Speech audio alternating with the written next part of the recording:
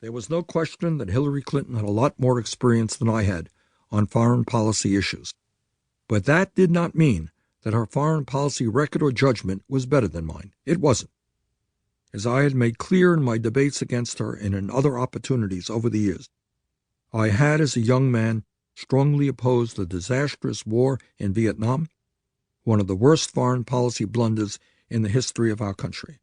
I had also spoken out against U.S. coups and invasions that overthrew democratically elected governments in Chile, Guatemala, the Congo, Brazil, Iran, and elsewhere. As a freshman congressman in 1991, I voted against the first Persian Gulf War, which laid the groundwork for our future involvement in the Gulf. In one of my earlier speeches in Congress, I went to the House floor and said, despite the fact that we are now aligned with such Middle Eastern governments, such as Syria, a terrorist dictatorship, Saudi Arabia and Kuwait, feudalistic dictatorships, and Egypt, a one-party state that receives $7 billion in debt forgiveness to wage this war with us, I believe that in the long run, the action unleashed last night will go strongly against our interest in the Middle East. Clearly, the United States and allies will win this war, but the death and destruction caused will, in my opinion, not be forgotten by the poor people of the Third World and the people of the Middle East in particular. I fear that one day we will regret that decision and that we are in fact laying the groundwork for more and more wars in that region for years to come. Not a bad analysis for a freshman congressman. In 2003, I did everything I could to prevent George W. Bush's invasion of Iraq, a war that Clinton supported. In one debate, when Hillary Clinton cited Henry Kissinger as a friend and mentor, I suggested that he was a terrible Secretary of State, a war criminal, and would play no role in a Sanders administration. The first Iraq war did lay the groundwork for more wars to come. This, of course, is the result of U.S. foreign policy meddling, in particular in the Middle East.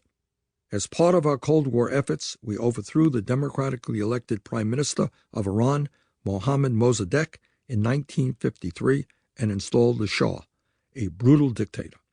This led to the Islamic Revolution, the rise of Ayatollah Khomeini, the taking of hostages at the U.S. Embassy, and our current hostile relationship with Iran. Ultimately, the first war in Iraq led to a second war in Iraq, which led to the rise of ISIS. Our foreign policy actions have consequences and reverberate for decades into the future. Let me be clear, I am not a pacifist. I do believe that military force can be a necessary tool when applied in appropriate circumstances. The question is when that should be. From my time as mayor of Burlington, I believed it was critical that Americans reach out and play a constructive role in the world community. That is why, as mayor, I did what very few mayors do, develop a municipal foreign policy under the banner of Think Globally, Act Locally. I traveled to Nicaragua to oppose U.S. efforts to overthrow the Sandinista government and help create a sister city relationship with a town there called Puerto Cabezas. Along with a delegation of Burlingtonians, I also visited what was then the Soviet Union and helped establish a sister city program there with Yaroslavl. I believe then and believe today that people reaching out to people, forming bonds and connecting, is the beginning of understanding and peace. I will never forget high school students from Yaroslavl, part of a country that was then our major enemy, walking in a Burlington park with kids from Vermont. They were having a great time. It was hard to tell the kids from our quote-unquote enemy country from the locals. As the summer approached, I received an invitation to speak at Westminster College in Fulton, Missouri, on September 21st, 2017, when I would also receive an honorary degree. This tiny university has a unique place in history as the site of Winston Churchill's famous Iron Curtain speech. Following that speech, a parade of world leaders have visited the college to share their thoughts, including Harry Truman, George H.W. Bush, and Margaret Thatcher.